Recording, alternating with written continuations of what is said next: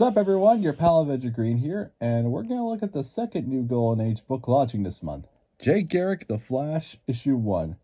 This book comes to us with Jeremy Adams on writing, Diego Orlategui on art, and Luis Guerrero on colors. And if you've been following in the Flash comics for the last 2 years, you probably recognize the name of the writer since he recently just ended his celebrated tenure on the Flash ongoing series. Spoiler alert, the guy who made The Flash one of the most consistently fun, heartwarming, and exciting books on the shelf from month to month still does an amazing job, even when he's writing a different pair of speedsters. So, this miniseries is about Jay and Joan Garrick reuniting with their time-displaced teenage daughter, Judy Garrick, aka The Boom. If you want the full details on all these time shenanigans, check out Stargirl The Lost Generation. Cape Joel did a series of reviews of each issue, so you can check out his videos, or you can find the miniseries in trade form. To make a long story short, a bunch of Golden Age sidekicks got pulled out of history and were forgotten until Stargirl and Red Arrow saved them and brought them back into the present. Now, this issue starts in 1963, where we see the day Judy disappeared from the timeline. It was when Joan was kidnapped out by a villain named Dr. Alchemy. When the two are separated when Jay needs to get rid of some dynamite. I didn't stop to save a damn. But by the time Jay finds Joan, we see that Judy is already gone, and the two's memories of her already starting to fade. And back in the present, we switch to Judy's point of view. And if you've seen one story about time-displaced heroes, you got the usual tropes of them being surprised by the world and needing to adjust. And Judy is definitely surprised. It's by the massive Flash family that has formed since she disappeared from the timeline.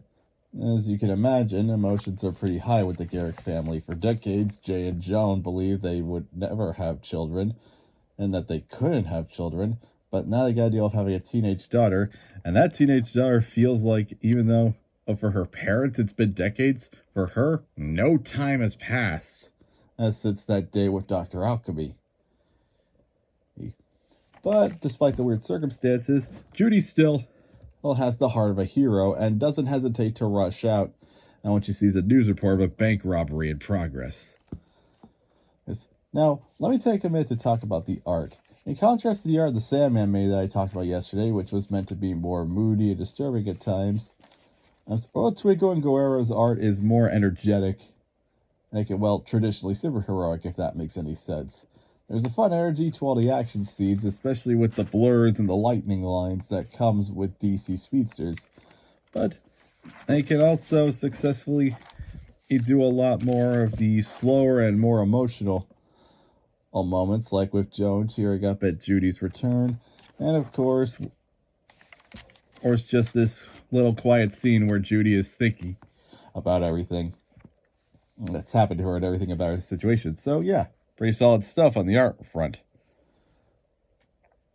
Back to the story. Naturally, Jay and Joan aren't really too keen on their daughter her returning to hero work. After all, they just got her back, so yeah, it's probably going to be some ongoing tension in the mini. But as the issue ends, and we see Dr. Alchemy, who Boom claims was both her and Jay's greatest foe, but Jay couldn't remember him until Boom mentioned his name. And because no one remembered him, he's been plotting, I think, in secret from the shadows for the last few decades. But if you want to see what evil machinations Dr. Alchemy has, we'll have to check out the next issue. So that's J. Garrick The Flash, issue 1. And so far, we're 2 for 2 on these new JSA miniseries. If you love Jeremy Adams' run on The Flash, this book is an easy recommendation. And I definitely was, and I think I'm going to have a blast with the next 5 issues. And we'll see if the Alan Scott Green Lantern book can stick the landing and make it 3 for 3 E for Good Golden Age book comics. And if you like this video, be sure to give it a like, subscribe to the channel, and hit that notification bell so you always know when I upload a new video. Until next time, have a great day.